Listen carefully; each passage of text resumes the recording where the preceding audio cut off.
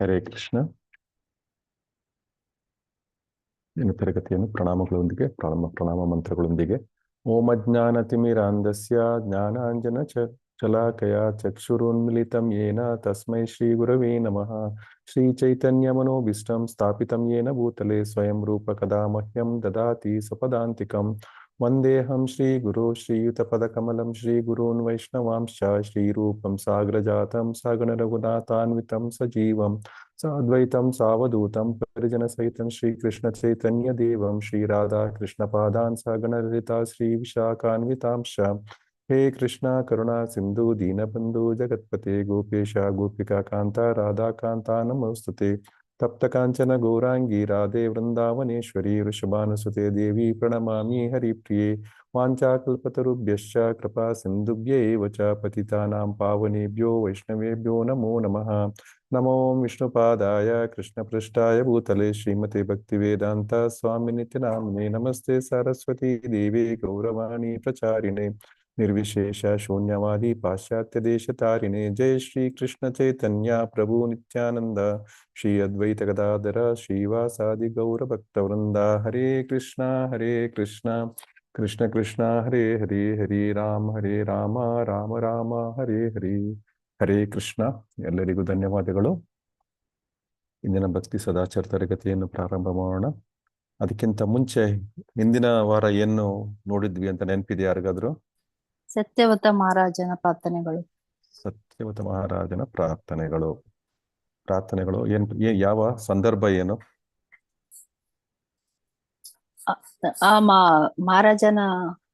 ಮಹಾರಾಜ ಒಂದ್ ದಿವಸ ಸ್ನಾನಕ್ಕೆ ಹೋದಾಗ ಒಂದು ಮೀನು ಅವ್ರ ಹತ್ರ ಪ್ರೇ ಮಾಡ್ತೇನೆ, ನನ್ನ ಪ್ರೊಟೆಕ್ಟ್ ಮಾಡು ಅಂತ. ಅವ ರಾಜ ಆದ್ರಿಂದ ಅವನ ಧರ್ಮ ಇರ್ತದೆ, ಎಲ್ಲ ಪ್ರಜೆಗಳೊಟ್ಟಿಗೆ ಎಲ್ಲ ಇದನ್ನು ಪ್ರೊಟೆಕ್ಟ್ ಮಾಡುದು. ಅವನು ಅದನ್ನು ಸಣ್ಣ ಇದಕ್ಕೆ ಹಾಕಿ ತಕೊಂಡ್ ಬರ್ತಾನೆ ಮನೆಗೆ. ತಂದು ಒಂದ್ ಸಣ್ಣ ಚೆಂಬು ಇದ್ರಲ್ಲಿ ಇಡ್ತಾನೆ.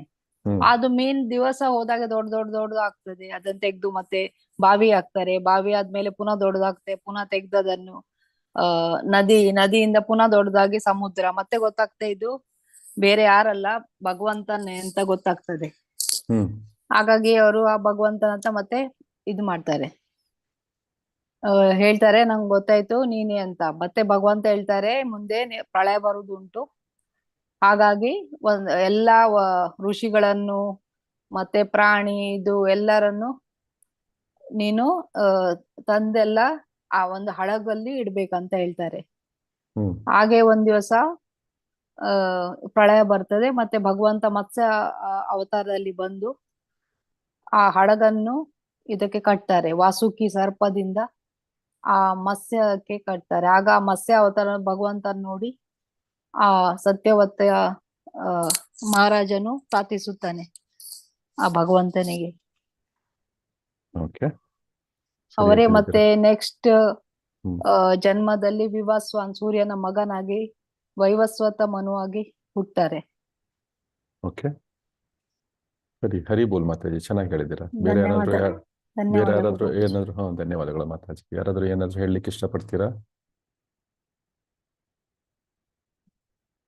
ಯಾರು ಏನು ಹೇಳಕ್ ಇಷ್ಟಪಡ್ತಾ ಇಲ್ವಾ?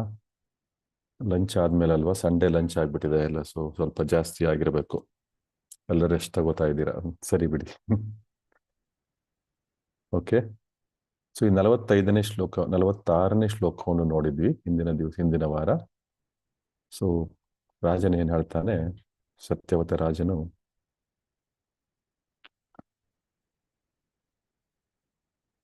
ಅನಾದಿ ಕಾಲದಿಂದಲೂ ಯಾರು ತಮ್ಮ ಆತ್ಮಜ್ಞಾನವನ್ನು ಕಳ್ಕೊಂಡಿದ್ದಾರೋ ಮತ್ತು ಯಾರು ತಮ್ಮ ಅಜ್ಞಾನದಿಂದ ದುಃಖಭರಿತವಾದ ಈ ಭೌತಿಕ ಬದ್ಧ ಜೀವನದಲ್ಲಿ ಮುಳುಗಿ ಹೋಗಿದ್ದಾರೆಯೋ ಅಂತಹವರು ಭಗವಂತನ ಅನುಗ್ರಹದಿಂದ ಭಗವದ್ ಭಕ್ತರನ್ನು ಸಂಧಿಸುವ ಒಂದು ಸದಾವಕಾಶವನ್ನು ಪಡೆದಿದ್ದಾರೆ. ನಾನು ದೇವೋತ್ತಮ ಪರಮಪುರುಷನನ್ನು ಗುರು ಎಂದು ಸ್ವೀಕರಿಸುತ್ತೇನೆ ಅಂತ ಹೇಳ್ತಾನೆ. ಸೊ ಇಲ್ಲಿ ನಾವು ಮುಖ್ಯವಾಗಿ ನೋಡುವುದಂದ್ರೆ ಇದನ್ನ ಈ ಮತ್ಸ್ಯಾವತಾರದ ಒಂದು ಅವತಾರ, ಇದು ಮತ್ಸ್ಯಾವತಾರದ ಅವಶ್ಯಕತೆ ಏನು ಬಿತ್ತು ಅಂದ್ರೆ ಸತ್ಯವ್ರತನ ರಕ್ಷಣೆ ಮತ್ತು ವೇದಗಳ ಸಂರಕ್ಷಣೆ, ಈ ಎರಡು ವಿಷಯಗಳಿಗೋಸ್ಕರ ಭಗವಂತನ ಮತ್ಸ್ಯಾವತಾರ ಆಗುತ್ತೆ.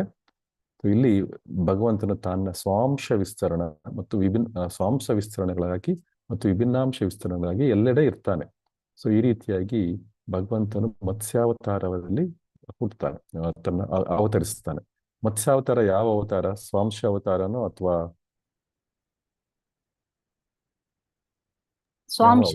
ಸ್ವಾಂಶ ಅವತಾರ. ಸ್ವಾಂಶ ಅವತಾರ ಅಂದ್ರೆ ಏನು? ಸ್ವಾಂಶ ಅಂದ್ರೆ ಭಗವಂತನಿಂದಲೇ ಇದಾದದ್ದು, ಬಂದ ಇದು ಅವತಾರ.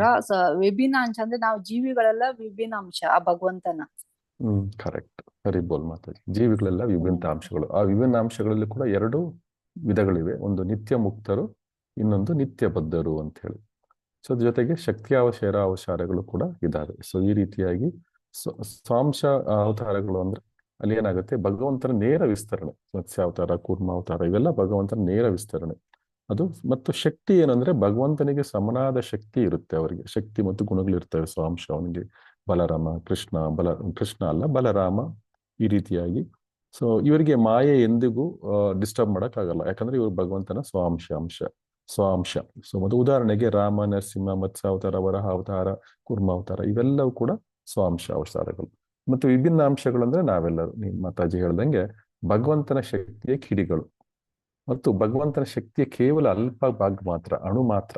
ಹೇಗೆ ಆದ್ರೆ ಇವರು ಮಾಯೆ ಪ್ರಭಾವಕ್ಕೆ ಸುಲಭವಾಗಿ ಒಳಗಾಗ್ತಾರೆ. ವಿಭಿನ್ನ ಅಂಶಗಳು ಇವರೆಲ್ಲ ಸಾಮಾನ್ಯ ಜೀವಿಗಳು. ನಾವೆಲ್ಲ ಈ ಮೃತ್ಯು ಲೋಕದಲ್ಲಿ ಇರುವರೆಲ್ಲ ಇವರೆಲ್ಲ ವಿಭಿನ್ನ ಅಂಶಗಳು, ಸಾಮಾನ್ಯ ಜೀವಿಗಳು. ಸೊ ಈ ರೀತಿಯಾಗಿ ಎರಡು ವಿಧಗಳು.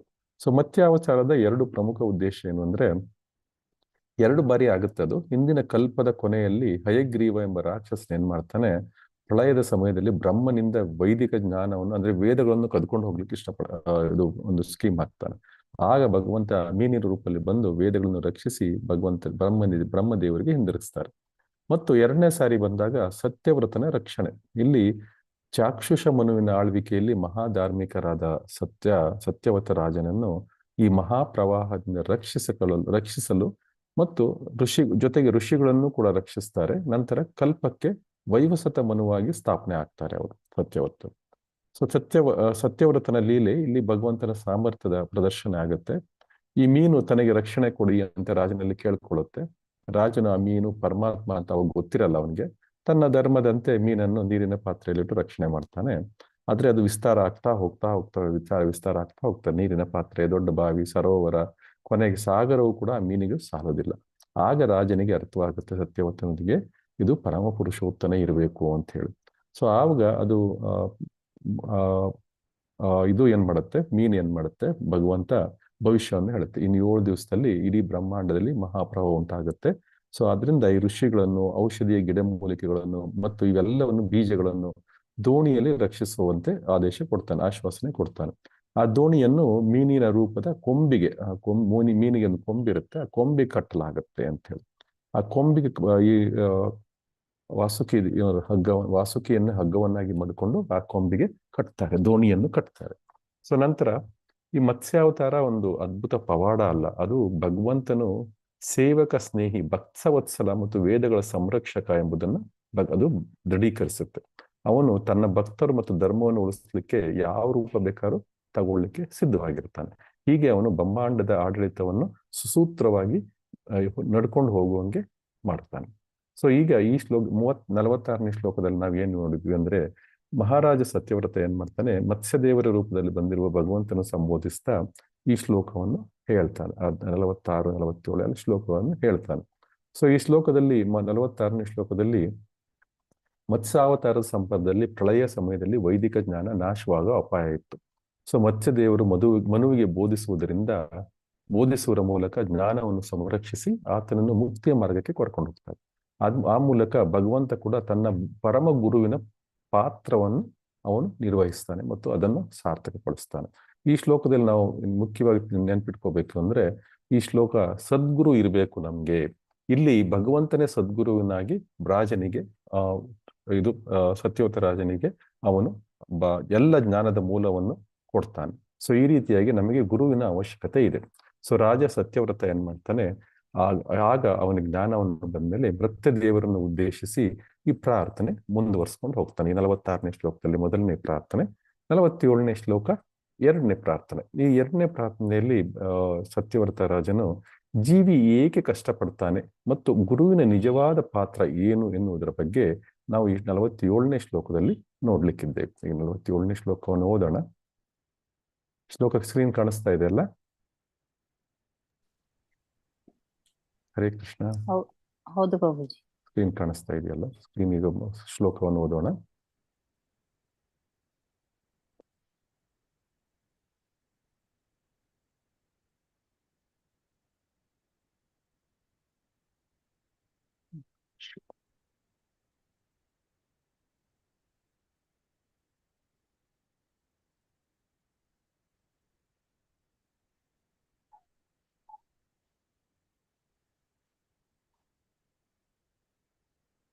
ಫಸ್ಟ್ ನಾನು ಓದ್ತೇನೆ, ಆಮೇಲೆ ರಿಪೀಟ್ ಮಾಡೋಣ. ಜನಾಬುಧ ಅಯಂ ನಿಜ ಕರ್ಮ ಬಂಧನ ಸುಖ ಇಚ್ಛೆಯ ಕರ್ಮ ಸಮೀಹಿತೆ ಅಸುಖಂ ಯತ್ ಸೇವಯ ತಾಮ ವಿದುನೋತಿ ಅಸತ್ಮತಿಂ ಗ್ರಂಥಿಂ ಸ ಬಿಂದ್ಯಾತ್ ಹೃದಯಂ ಸ ನ ಗುರುಹು. ರಿಪೀಟ್ ಮಾಡೋಣ. ಜನಾಬುಧ ಅಯಂ ನಿಜ ಕರ್ಮ ಬಂಧನ. ಜನಾಬುಧ ಅಯಂ ನಿಜ ಕರ್ಮ ಬಂಧನ. ಎಲ್ಲ ರಿಪೀಟ್ ಮಾಡಿ. ಯಾಕಂದ್ರೆ ನಾವು ರೆಗ್ಯುಲರ್ ಆಗಿ ನಮ್ಗೆ ಟೈಮ್ ಸಿಗಲ್ಲ ಓದ್ಲಿಕ್ಕೆ. ಈ ಕ್ಲಾಸಲ್ಲಿ ಎಷ್ಟು ಓದ್ತೀವೋ ಅಷ್ಟೇ ನಮ್ಗೆ ಎಲ್ರಿಗೂ ಗೊತ್ತಿರೋದು. ಆಮೇಲೆ ಎಲ್ಲ ಬ್ಯುಸಿ ಆಗಿಬಿಡ್ತೇವೆ ಕೆಲಸ ಬೇರೆ ಬೇರೆ ಕೆಲಸಗಳು, ಕಲಿಯುಗದ ಕೆಲಸಗಳಲ್ಲಿ. ಸೊ ಅದರಿಂದ ಸ್ವಲ್ಪ ನಾವು ಈಗ ರಿಪೀಟ್ ಮಾಡೋಣ ಎಲ್ರು. ಸೊ ಇಲ್ಲಿ ರಿಪೀಟ್ ಮಾಡ್ಲಿಲ್ಲ ಅಂದ್ರೆ ಕೃಷ್ಣನ ಮುಂದೆ ರಿಪೀಟ್ ಮಾಡ್ಲಿಲ್ಲ ಅಂದ್ರೆ ಬೇರೆ ಎಲ್ಲೋ ರಿಪೀಟ್ ಮಾಡಬೇಕು ಪರಿಸ್ಥಿತಿ ಬರುತ್ತೆ ನಮ್ಗೆ.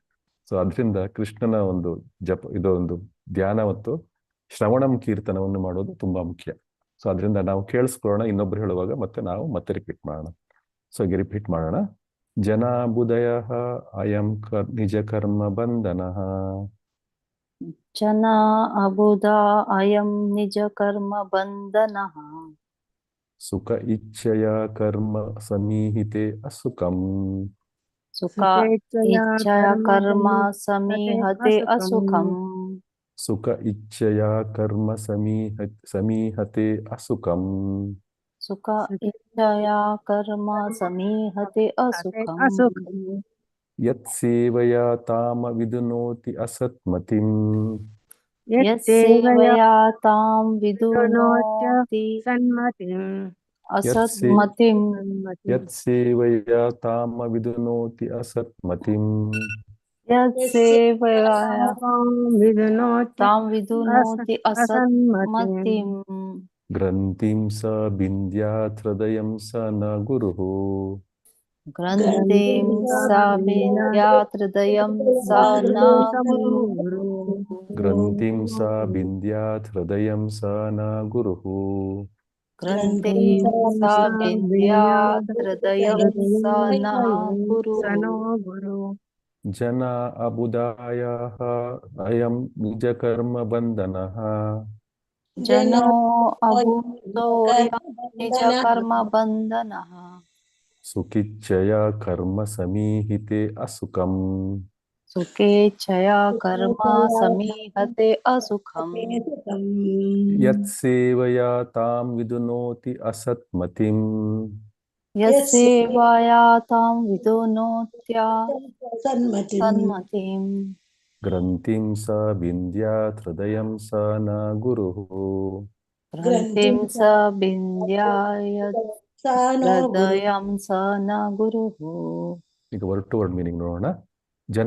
ಜನನ ಮರಣಗಳಿಗೆ ಒಳಗಾಗುವ ಬದ್ಧಾತ್ಮರು.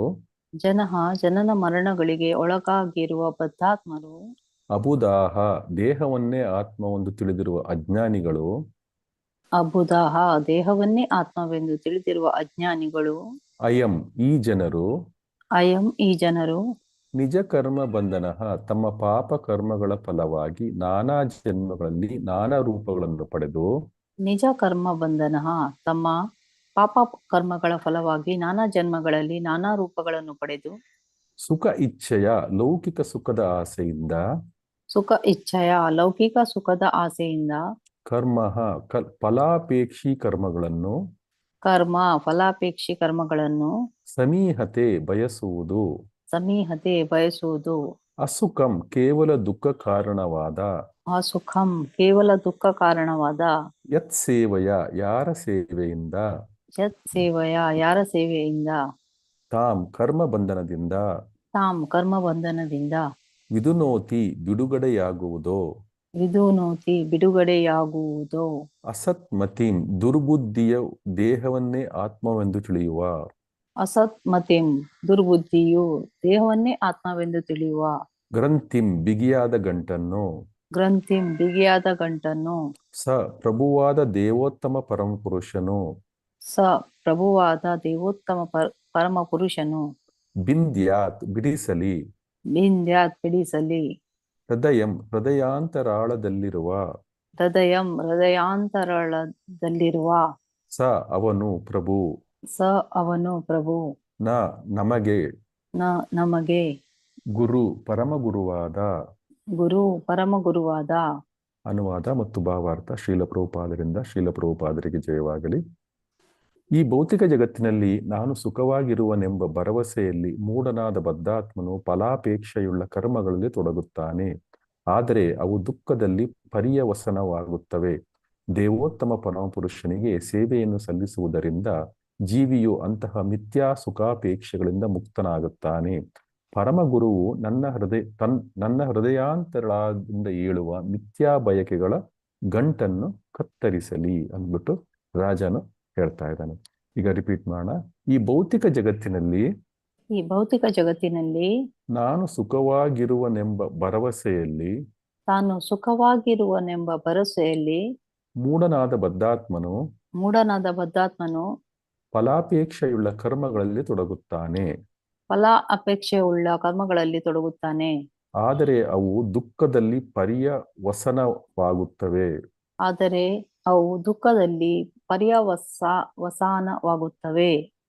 ದೇವೋತ್ತಮ ಪರಮಪುರುಷನಿಗೆ ಸೇವೆಯನ್ನು ಸಲ್ಲಿಸುವುದರಿಂದ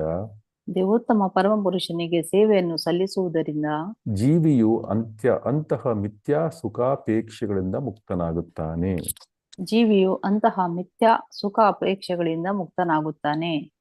ಪರಮಗುರುವು ನನ್ನ ಹೃದಯಾಂತರಾಳದಿಂದ ಏಳುವ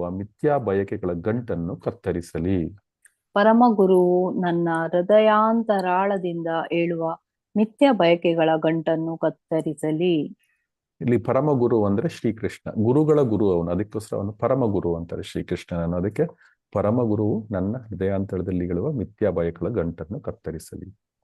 ಭಾವಾರ್ಥ ಯಾರು ಓದ್ತೀರಾ? ರೇಖಾ ಮಾತಾಜಿ ಓದ್ತೀರಾ? ಹರೇ ಕೃಷ್ಣ ಪ್ರಭುಜಿ. ಭಾವಾರ್ಥ ಶ್ರೀಲ ಪ್ರಭುಪಾದರಿಂದ ಶ್ರೀಲ ಪ್ರಭುಪಾದರಿಗೆ ಜಯವಾಗಲಿ. ಐಹಿಕ ಸುಖಕ್ಕಾಗಿ ಬದ್ಧಾತ್ಮನಾದವನು ಫಲಾಪೇಕ್ಷಿ ಕರ್ಮಗಳಲ್ಲಿ ತೊಡಗುತ್ತಾನೆ.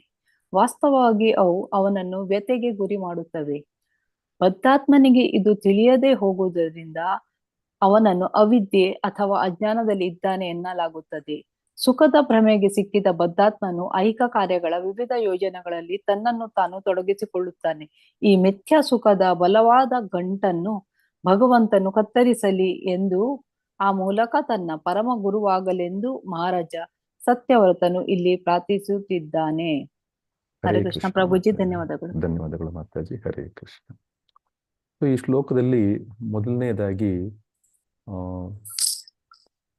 ರಾಜ ಸತ್ಯವ್ರತನು ಮತ್ಸ್ಯದೇವರನ್ನು ಉದ್ದೇಶಿಸಿ ಮಾಡದ ಪ್ರಾರ್ಥನೆ ಮುಂದುವರ್ಸ್ಕೊಂಡು ಹೋಗ್ತಾ ಇದ್ದು. 46ನೇ ಶ್ಲೋಕದಲ್ಲಿ ಶುರುವಾಗಿತ್ತು, ಮುಂದುವರ್ಸ್ಕೊಂಡು 47ನೇ ಶ್ಲೋಕಕ್ಕೆ ಬಂದಿದೆ. ಇದು ಈ ಶ್ಲೋಕದಲ್ಲಿ ಜೀವಿ ಏಕೆ ಕಷ್ಟಪಡ್ತಾ ಇದ್ದಾನೆ ಮತ್ತು ಗುರುವಿನ ನಿಜವಾದ ಪಾತ್ರ ಏನು ಎಂಬುದನ್ನು ಈ ಶ್ಲೋಕದಲ್ಲಿ ನೋಡ್ತೀವಿ ನಾವು. ಈ ಅಜ್ಞಾನಿ ಮನುಷ್ಯ ಏನಿದ್ದಾನೆ, ಜನೋ ಅಬುದಯೋಯಂ, ತನ್ನದೇ ಆದ ಕರ್ಮಗಳಿಂದ ಬಂಧಿತನಾಗಿದ್ದಾನೆ. ನಿಜ ಕರ್ಮ ಬಂಧನ ಅಂದ್ರೆ ತನ್ನದೇ ಆದ ಕರ್ಮಗಳಿಂದ ಬಂಧಿತ ಆಗಿದ್ದಾನೆ. ಸೊ ಅಜ್ಞಾನಿ ಮನುಷ್ಯ ಅಂದ್ರೆ ಜನೋ ಅಬುದಯೋ ಅಯಂ, ನಿಜ ಅದು ಜನ ಅಬುದಯೋ ಅಯಂ ಅಂದ್ರೆ ಅಜ್ಞಾನಿ ಮನುಷ್ಯ. ನಿಜ ಕರ್ಮ ಬಂಧನ ಅಂದ್ರೆ ತಾನೇ ಮಾಡಿದ ಕರ್ಮಗಳಿಂದ ಬಂಧಿತನಾಗಿದ್ದಾನೆ. ಮತ್ತು ಸುಖೇಚ್ಛೆಯ ಅಂದ್ರೆ ಸುಖದ ಬಯಕೆಯಿಂದ ಏನ್ ಮಾಡ್ತಾ ಇದ್ದಾನೆ ಅವನು? ಅಸುಖಹಂ, ತನ್ನನಿಗೆ ದುಃಖವನ್ನುಂಟು ಮಾಡುವ ಕರ್ಮ ಸಮೀಹತೆ, ಕರ್ಮಗಳನ್ನು ಮಾಡ್ತಾ ಇದ್ದಾನೆ. ಮತ್ತೆ ಯತ್ ಸೇವೆಯ, ಯಾರನ್ನು ಸೇವಿಸುವುದರಿಂದ ಅಸನ್ಮತಿ ಅಂದ್ರೆ ಚಿಂತನೆಯನ್ನು ಸಂಪೂರ್ಣ ನಿವಾರಣೆ ಆಗುತ್ತೆ. ಅಂತಹ ಮತ್ತು ಹೃದಯದ ಅಂದ್ರೆ ಗ್ರಂಥಿಂ ದ್ರದಯಂ, ಭೇದಿಸಲಾಗುತ್ತೋ, ಬಿಂದ್ಯಾತ್, ಸೊ ಭೇದಿಸಲಾ, ಅದೇ ಅವರೇ ನಮ್ಮ ನಿಜವಾದ ಗುರು. ಸನೋ ಗುರುಹು ಅಂದ್ರೆ ಇಲ್ಲಿ ಆ ರಾಜರು ಹೇಳ್ತಾ ಇದ್ದಾರೆ, ಸತ್ಯವ್ರತರು ಹೇಳ್ತಾ ಇದ್ದಾರೆ, ಸುಖದ ಬಯಕೆಯಿಂದ ನಾವು ಮಾಡುವ ಎಲ್ಲ ಕರ್ಮಗಳಿಂದ ನಮ್ಗೆ ದುಃಖ ಬರುತ್ತೆ. ಆದ್ರೆ ನಾವು ಯಾರ ಸೇವೆ ಮಾಡಬೇಕು? ಭಗವಂತನ, ನಮ್ಮ ನಿಜವಾದ ಗುರುವಿನ ಸೇವೆ ಮಾಡಬೇಕು. ಅದು ಗುರು ಅಂದ್ರೆ ಸನೋ ಗುರು ಅಂದ್ರೆ ಭಗವಂತನ ಸೇವೆ ಮಾಡುವುದರಿಂದ ಏನಾಗುತ್ತೆ, ಈ ಎಲ್ಲ ಚಿಂತನೆಗಳು ನಾಶವಾಗುತ್ತೆ ಮತ್ತು ಸಂಪೂರ್ಣವಾಗಿ ನಿವಾರಿಸಲಾಗುತ್ತೆ. ವಿದುನೋತಿ, ಎಲ್ಲ ಸಂಪೂರ್ಣವಾಗಿ ನಿವಾರಿಸಲಾಗುತ್ತೆ. ಮತ್ತೆ ಹೃದಯ ಗ್ರಂಥಿ, ಅದು ಹೃದಯದ ಗ್ರಂಥಿ ಏನಿದೆ ಅದು ಭೇದಿಸಲಾಗುತ್ತೆ. ಮತ್ತು ಅಂತಹ ಭೇದಿಸಿ ನಮ್ಗೆ ಜ್ಞಾನವನ್ನು ಕೊಡುವ ಯಾರು ಗುರು ಇರ್ತಾರೆ ಅವರೇ ನಮ್ಮ ನಿಜವಾದ ಗುರು. ಆ ನಿಜವಾದ ಗುರು ಇಲ್ಲಿ ಯಾರು? ನಮಗೆ ಭಗವಾನ್ ಶ್ರೀಕೃಷ್ಣನೇ. ಇಲ್ಲಿ ಈ ಶ್ಲೋಕದಲ್ಲಿ ಜೀವಿಯ ದುಃಖವನ್ನು ಆಳವಾಗಿ ವಿಶ್ಲೇಷಿಸುತ್ತೆ. ಜೀವಿಗೆ ಯಾಕೆ ದುಃಖ ಬರುತ್ತೆ ಅನ್ನೋದನ್ನು ಆಳವಾಗಿ ಮಾಡಲಾಗಿದೆ. ಮತ್ತು ಆ ದುಃಖದಿಂದ ಹೊರಬರ್ಲಿಕ್ಕೆ ಇರೋದು ಒಂದೇ ಒಂದು ಪರಿಹಾರ. ಅದು ಪರಿಹಾರ ಏನು ಅನ್ನೋದ್ರ ಬಗ್ಗೆ ಕೂಡ ಈ ಶ್ಲೋಕದಲ್ಲಿ ಇದೆ. ಇಲ್ಲಿ ಜೀವಿಯ ಸ್ಥಿತಿ ಏನು ಅಂದ್ರೆ ಅಜ್ಞಾನಿ ಮತ್ತು ಬಂಧಿತನಾಗಿದ್ದಾನೆ, ಕಂಡೀಷನ್ ಸೋಲ್ ಅಂತೇಳಿ. ಆದ್ರೆ ಮತ್ತು ಅದ್ರ ಜೊತೆಗೆ ಏನಾಗಿದ್ದಾನೆ, ಜನೋ ಅಬುಧಃ, ಮತ್ತೆ ಏನೇನಾಗಿದ್ದಾನೆ, ಬುದ್ಧಿ ಇಲ್ಲದವನು. ಅಬುಧಃ ಅಂದ್ರೆ ಬುದ್ಧಿ ಇಲ್ಲದವನು ಅಂತ ಹೇಳಿ, ಅಥವಾ ಅಜ್ಞಾನಿ ಅಂದ್ಬಿಟ್ಟು. ಸೊ ಅಜ್ಞಾನದಿಂದಾಗಿ ಏನಾಗಿದೆ, ತನ್ನ ನಿಜವಾದ ಸ್ವರೂಪ ಏನು, ನನ್ನ ನಿಜವಾದ ಕರ್ಮ ಏನ್ ಮಾಡ್ಬೇಕು ನಾನು, ಮತ್ತು ಅವುಗಳ ಫಲಿತಾಂಶ ಏನಾಗುತ್ತೆ, ಇದ್ರ ಬಗ್ಗೆ ಅವನಿಗೆ ಗೊತ್ತೇ ಇಲ್ಲ. ಸೊ ಅದರಿಂದ ಏನಾಗುತ್ತೆ, ಅವನು ನಿಜ ಕರ್ಮ ಬಂಧನ, ತನ್ನ ಅಜ್ಞಾನದಿಂದಾಗಿ ತಾನು ಮಾಡುವ ಪ್ರತಿ ಕಾರ್ಯವೂ ಕೂಡ ಅವನು ಸುಖ ಬರುತ್ತೆ ಅಂತ ಆ ಕಾರ್ಯ ಮಾಡ್ತಾನೆ, ಆದ್ರೆ ಅದು ಬಂಧನವಾಗಿ ಪರಿಣಾಮಗೊಳ್ಳುತ್ತೆ. ಅವನು ತನ್ನ ಹಿಂದಿನ ಕರ್ಮದ ಹಗ್ಗಗಳಿಂದ ಈ ರೀತಿಯಾಗಿ ಬಂಧಿಸಲ್ಪಡ್ತಾನೆ. ಮತ್ತು ಈ ಜನ್ಮದಲ್ಲಿ ಮಾಡುವ ಕರ್ಮಗಳು ಮುಂದಿನ ಜನ್ಮಕ್ಕೆ ಅದನ್ನು ಮತ್ತಷ್ಟು ಹಗ್ಗಗಳಿಂದ ಬಂಧಿಸಿಕೊಂಡು ಹೋಗ್ತಾ ಇರ್ತಾನೆ. ಇದು ಒಂದು ವಿರೋಧಾಭಾಸದ ಕಾರ್ಯ ಅಂದ್ಬಿಟ್ಟು ಈ ಮಹಾರಾಜರು ಹೇಳ್ತಾ ಇದ್ದಾರೆ. ಏನ್ ಹೇಳ್ತಾ ಇದ್ದಾರೆ, ಸುಖೇಚ್ಛೆಯ, ಸುಖದ ತೀವ್ರ ಬಯಕೆಯಿಂದಾಗಿ ಪ್ರೇರೇಪಿತನಾಗಿ ಅವನು ಎಲ್ಲಾ ಕೆಲಸಗಳನ್ನು ಮಾಡ್ತಾನಲ್ಲ, ಅವೆಲ್ಲ ಅಸುಖವನ್ನ ಕೊಡ್ತಾವೆ ಅವನಿಗೆ ಅಸುಖದ ಫಲವನ್ನ ಕೊಡ್ತವೆ. ಇದು ಸಂಸಾರದ ವಿಪರ್ಯಾಸ, ಈ ಮೃತ್ಯುಲೋಕದ ವಿಪರ್ಯಾಸ. ಸುಖಕ್ಕಾಗಿ ಶ್ರಮಿಸುವುದು ಮತ್ತು ಆದರೆ ದುಃಖದಲ್ಲಿ ಸಿಲುಕಾಕೊಳ್ತೇವೆ.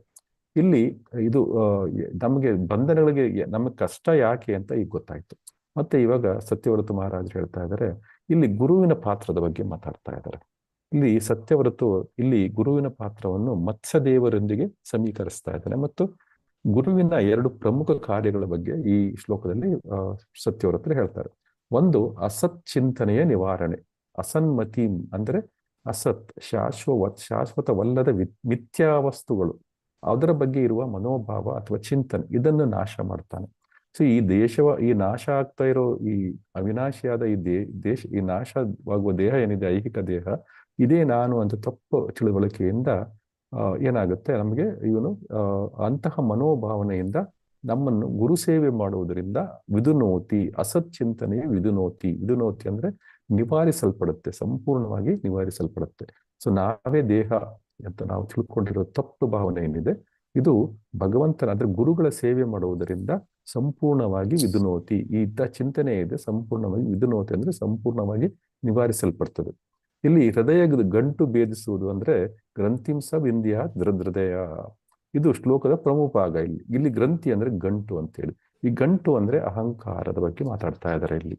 ಸೊ ಸತ್ಯವ್ರತ ಮಹಾರಾಜರು ಈ ಶ್ಲೋಕದಲ್ಲಿ ಗಂಟು ಅಂದ್ರೆ ಅಹಂಕಾರದ ಬಗ್ಗೆ ಮಾತಾಡ್ತಾ ಇದ್ದಾರೆ. ಈ ಗಂಟಿನ ಬಗ್ಗೆ 15ನೇ ಶ್ಲೋಕದಲ್ಲಿ 15ನೇ ಅಧ್ಯಾಯದಲ್ಲಿ ಕೂಡ ಭಗವದ್ಗೀತೆಯಲ್ಲಿ ಹೇಳಲಾಗಿದೆ. ಇದು ಊರ್ಧ್ವ ಮೂಲಂ ಅಧಃಶಾಖಂ ಅಶ್ವತ್ಥಂ ಪ್ರಾಹುರವ್ಯಂ, ಆ ಶ್ಲೋಕದಲ್ಲಿ ಆ ಅಧ್ಯಾಯದಲ್ಲಿ ಕೂಡ ಹೇಳಲಾಗಿದೆ. ಅದೇ ಗ್ರಂಥಿಯನ್ನು ನಾವು ಜ್ಞಾನವೆಂಬ ಕೊಡಲಿಯಿಂದ ಭೇದಿಸಬೇಕು ಅಂತ ಶ್ರೀಕೃಷ್ಣ ಹೇಳ್ತಾನೆ. ಸೊ ಅದರಿಂದ ಇಲ್ಲಿ ಕೂಡ ಅದೇ ಗಂಟಿನ ಬಗ್ಗೆ ಇಲ್ಲಿ ಮಾತಾಡ್ತಾ ಇದ್ದಾರೆ. ಸೊ ಅದು ಮತ್ತು ದೇಹವೇ ಆತ್ಮ ಎಂಬ ತಪ್ಪು ಗ್ರಹಿಕೆ, ಇದೇ ದೊಡ್ಡ ಗಂಟು. ಸೊ ಇದರಿಂದ ಏನಾಗ್ತಾ ಇದೆ, ಹೃದಯದಲ್ಲಿ ಗಟ್ಟಿಯಾಗಿ ಕೂತ್ಕೊಂಡ್ಬಿಟ್ಟಿದೆ, ಇದು ನಮ್ಮ ಮನಸ್ಸಿನಲ್ಲಿ ಗಟ್ಟಿಯಾಗಿ ಕೂತ್ಕೊಂಡ್ಬಿಟ್ಟಿದೆ ದೇಹನೇ ಆತ್ಮ ಅಂದ್ಬಿಟ್ಟು. ಸೊ ಆಗ ನಮಗೆ ನಿಜವಾದ ಗುರು ಬಂದು ತನ್ನ ಜ್ಞಾನ ಮತ್ತು ಕೃಪೆಯಿಂದ ಈ ಬಂಧನದ ಗುಂಟನ್ನು ಭೇದಿಸ್ತಾನೆ, ಬಿಂದ್ಯಾತ್ ಅಂದ್ಬಿಟ್ಟು. ಸೊ ಕೇವಲ ನಿಜವಾದ ಗುರು ಶ್ರೀಕೃಷ್ಣ ಅಥವಾ ಶ್ರೀಕೃಷ್ಣನ ರೆಪ್ರೆಸೆಂಟೇಟಿವ್ ಏನಿರ್ತಾರೆ, ಅವರ ಮೂಲಕವಾಗಿ ಅವರ ಪರಂಪರೆಯಾಗಿ ಬಂದ ರೆಪ್ರೆಸೆಂಟೇಟಿವ್ ಏನಿರ್ತಾರೆ, ಅಂತಹ ಗುರುಗಳು ಮಾತ್ರ ನಮಗೆ ಈ ಬಂಧನದ ಗಂಟಿನಿಂದ ಬಿಡಿಸ್ಲಿಕ್ಕೆ ಸಾಧ್ಯ.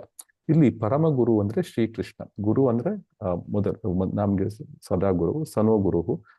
ಯಾರು ನಮ್ಮನ್ನು ಈ ಕಾರ್ಯಗಳನ್ನು ಸಾಧಿಸುವ ಸಾಮರ್ಥ್ಯ ಇದೆಯಾ, ಯಾರಿಗೆ ಸಾಮರ್ಥ್ಯವಿದೆ ಅಂದ್ರೆ ದೇಹವೇ ಆತ್ಮ ಅಂತ ನಾವು ಈ ತಪ್ಪು ಗ್ರಹಿಕೆ ಗಂಟು ಏನಿದೆ ನಮ್ಗೆ ಅಹಂಕಾರದ ಗಂಟು, ಈ ಗಂಟನ್ನು ಯಾರು ನಾಶಪಡಿಸ್ತಾರೆ, ಯಾರು ಬಿಡಿಸ್ತಾರೆ ನಮ್ಮನ್ನು ಆ ಗಂಟಿನಿಂದ, ಅವರೇ ನಮ್ಮ ನಿಜವಾದ ಗುರು. ಇಲ್ಲಿ ಈ ಮತ್ಸ್ಯ ದೇವರೇ ಎಲ್ಲ ಅರ್ಹತೆಗಳನ್ನು ಹೊಂದಿದ್ದಾನೆ ಅಂದ್ಬಿಟ್ಟು ರಾಜ ಸತ್ಯವ್ರತರು ಹೇಳ್ತಾ ಇದ್ದಾರೆ. ಇಲ್ಲಿ ಜೀವಿಗಳು ಏನ್ ಮಾಡ್ತಾರೆ, ತಮ್ಮ ಸುಖದ ಭ್ರಮೆಯಲ್ಲಿ ಕರ್ಮಗಳನ್ನು ಮಾಡಿ ಬಂಧಿತರಾಗಿದ್ದಾರೆ. ನಿಜವಾದ ಗುರು ಇಲ್ಲಿ ಪರಮಾತ್ಮನಾದ ಭಗವಂತ ತನ್ನ ಸೇವೆಯಿಂದ ನಮ್ಮ ಹೃದಯದ ಗಂಟನ್ನು ಬಿಡಿಸಿ ತಪ್ಪು ತಿಳುವಳಿಕೆ ನಿವಾರಿಸಿ ನಮಗೆ ಶಾಶ್ವತ ವಿಮೋಚನೆಯನ್ನು ನೀಡಬಲ್ಲನು ಎಂದ್ಬಿಟ್ಟು ಈ ಶ್ಲೋಕದಲ್ಲಿ ಸತ್ಯವತ ಮಹಾರಾಜರು ಹೇಳ್ತಾ ಇದ್ದಾರೆ. ಇಲ್ಲಿ ಸತ್ಯವತ ಮಹಾರಾಜರು ಅವರಿಗೆ ಕೂಡ ಈಗ ಭಗವಂತನ ಒಂದು ಸಾಕ್ಷಾತ್ಕಾರ ಆಗಿದೆ. ಅದರಿಂದ ಅವರು ಭಗವಂತನ ಬಗ್ಗೆ ನಮ್ಗೆ ಹೇಳ್ತಾ ಇದ್ದಾರೆ. ಅದರಿಂದ ಯಾರು ಭಗವಂತನ ಸಾಕ್ಷಾತ್ಕಾರವನ್ನು ಪಡ್ಕೊಂಡಿರ್ತಾರೆ ಅವರು ಮಾತ್ರ ನಮ್ಗೆ ಗೈಡೆನ್ಸ್ ಕೊಡ್ಲಿಕ್ಕೆ ಸಾಧ್ಯ. ಸೊ ಈ ರೀತಿಯಾಗಿ ಸತ್ಯವ್ರತರು ಕೂಡ ಈಗ ನಮಗೆ ಗುರುಗಳೇ ಇವಾಗ. ಸೊ ಸತ್ಯವತರನ್ನು ನಮಗೆ ಪರಿಚಯ ಮಾಡ್ತಾ ಬರ್ತಾ ಇರೋದು ಶ್ರೀಲ ಪ್ರಭುಪಾದರು ನಮಗೆ ಗುರುಗಳು. ಅದರ ಮೇಲೆ ಗುರು ಪರಂಪರೆಯಿಂದ ಬರ್ತಾ ಇದೆ ಎಲ್ಲ ಶ್ರೀಕೃಷ್ಣನಿಂದ ಕೆಳಗಡೆವರೆಗೂ. ಸೊ ಈಗ ಯಾರಿಗಾದ್ರೂ ಏನಾದ್ರು ಆಡ್ ಮಾಡ್ಲಿಕ್ಕಿದೆಯಾ ಈ ಶ್ಲೋಕದಲ್ಲಿ? ಇಲ್ಲ ಪ್ರಭುಜಿ. ಎಲ್ಲ ಕವರ್ ಆಯ್ತಾ? 48ನೇ ಶ್ಲೋಕಕ್ಕೆ ಹೋಗೋಣ. ಶ್ಲೋಕ 48. ಯತ್ಸೇವಯ ಅಗ್ನೇ ಇವ ರುದ್ರರೋದನಂ ಪುಮಾನ್ ವಿಜಹ್ಯಾತ್ ಮಲಂ ಆತ್ಮನಃ ತಮಃ ಭಜೇತ ವರ್ಣಂ ನಿಜ ಏಷ ಸ ಅವ್ಯಯಃ ಭೂಯಾತ್ ಸ ಈಶಾ ಪರಮ ಗುರೋ ಗುರುಃ. ಈಗ ರಿಪೀಟ್ ಮಾಡೋಣ.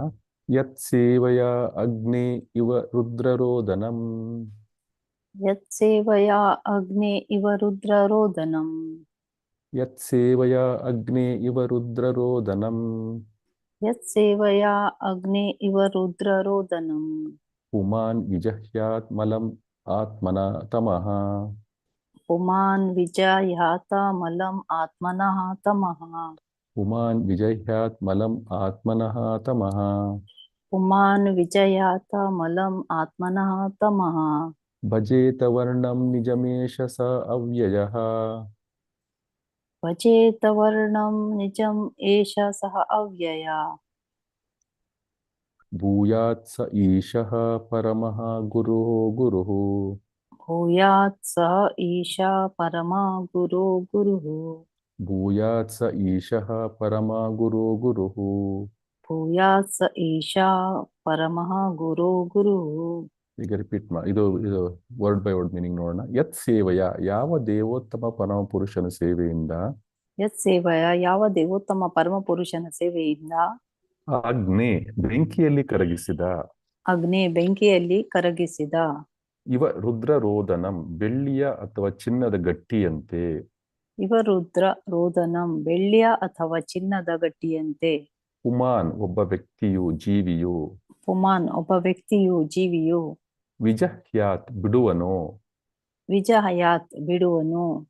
ಮಲಂ ಲೌಕಿಕ ಜೀವನದ ಕಲ್ಮಶಗಳನ್ನು. ಮಲಂ ಲೌಕಿಕ ಜೀವನದ ಕಲ್ಮಶಗಳನ್ನು. ಆತ್ಮನಃ ತನ್ನ. ಆತ್ಮನಃ ತನ್ನ.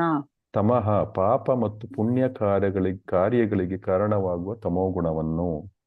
ತಮಃ ಪಾಪ ಮತ್ತು ಪುಣ್ಯ ಕಾರ್ಯಗಳಿಗೆ ಕಾರಣವಾದ ತಮೋಗುಣವನ್ನು. ಭಜೇತ ಹೊಂದುವನು. ಭಜೇತ ಹೊಂದುವನು. ವರ್ಣಂ ಸ್ವರೂಪವನ್ನು. ವರ್ಣಂ ಸ್ವರೂಪವನ್ನು. ನಿಜಂ ತನ್ನ. ನಿಜಂ ತನ್ನ. ಏಷಃ ಅಂತಹ. ಏಷಃ ಅಂತಹ. ಸಹ ಅವನು. ಸ ಅವನು. ಅವ್ಯಯಃ ನಾಶರಹಿತನಾದ. ಅವ್ಯಯಃ ನಾಶರಹಿತನಾದ. ಭೂಯಾತ್ ಆಗಲಿ. ಭೂಯಾತ್ ಆಗಲಿ. ಸಹ ಅವನು. ಸಹ ಅವನು. ಈಶಃ ದೇವೋತ್ತಮ ಪರಮ ಪುರುಷನು.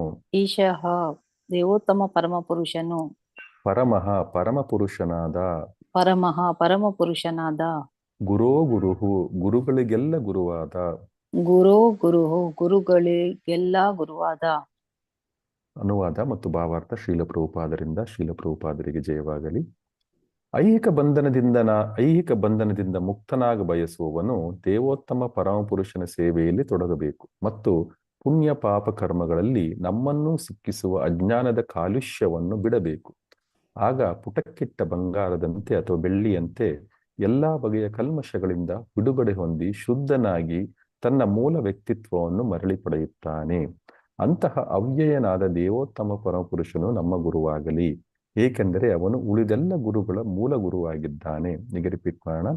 ಐಹಿಕ ಬಂಧನದಿಂದ ಮುಕ್ತನಾಗ ಬಯಸುವವನು ಐಹಿಕ ಬಂಧನದಿಂದ ಮುಕ್ತನಾಗ ಬಯಸುವವನು ದೇವೋತ್ತಮ ಪರಮಪುರುಷನ ಸೇವೆಯಲ್ಲಿ ತೊಡಗಬೇಕು ದೇವೋತ್ತಮ ಪರಮ ಪುರುಷನ ಸೇವೆಯಲ್ಲಿ ತೊಡಗಬೇಕು ಮತ್ತು ಪುಣ್ಯ ಪಾಪ ಕರ್ಮಗಳಲ್ಲಿ ಮತ್ತು ಪುಣ್ಯ ಪಾಪ ಕರ್ಮಗಳಲ್ಲಿ ನಮ್ಮನ್ನು ಸಿಕ್ಕಿಸುವ ಅಜ್ಞಾನದ ಕಾಲುಷ್ಯವನ್ನು ನಮ್ಮನ್ನು ಸಿಕ್ಕಿಸುವ ಅಜ್ಞಾನದ ಕಾಲುಷ್ಯವನ್ನು ಬಿಡಬೇಕು. ಆಗ ಪುಟಕ್ಕಿಟ್ಟ ಬಂಗಾರದಂತೆ ಅಥವಾ ಬೆಳ್ಳಿಯಂತೆ ಎಲ್ಲಾ ಬಗೆಯ ಕಲ್ಮಶಗಳಿಂದ ಬಿಡುಗಡೆ ಹೊಂದಿ ಶುದ್ಧನಾಗಿ ತನ್ನ ಮೂಲ ವ್ಯಕ್ತಿತ್ವವನ್ನು ಮರಳಿ ಪಡೆಯುತ್ತಾನೆ. ಅಂತಹ ಅವ್ಯಯನಾದ ದೇವೋತ್ತಮ ಪರಮಪುರುಷನು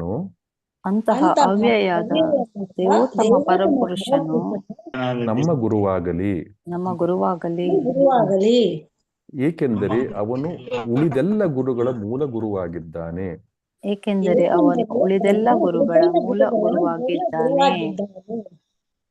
ಉಮಾದೇವಿ ಮಾತಾಜಿ ಭಾವಾರ್ಥ ಓದ್ತೀರಾ? ಓದ್ತೀನಿ ಪ್ರಭುಜಿ. ಓದಿ ಮಾತಾಜಿ. ಹರೇ ಕೃಷ್ಣ ಪ್ರಭುಜಿ. ಹರೇ ಕೃಷ್ಣ.